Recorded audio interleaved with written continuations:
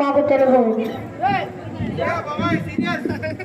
బెత్లెహేము ఎఫ్రాతా యూదా వారి కుటుంబంలో నీవు స్వల్ప గ్రామమైనవు. ఇశ్రాయేలు నిలబడి వారు నీల నుండి వచ్చును. ఎవరో గొప్ప రాజు ఆయన యేసు పుట్టాడంట.